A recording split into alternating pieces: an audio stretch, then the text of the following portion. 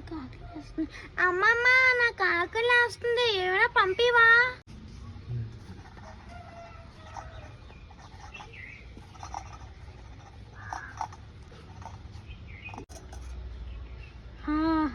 Guys, ఈ చల్లని వాతావరణంలో చికెన్ పచ్చడి వేసుకుని అన్నంలో తింటే మాత్రం గాయ్స్, ఇదిగోండి చికెన్ పచ్చడి బాగుంది కదా. ఇప్పుడు నేను వేసుకుని తింటున్నా.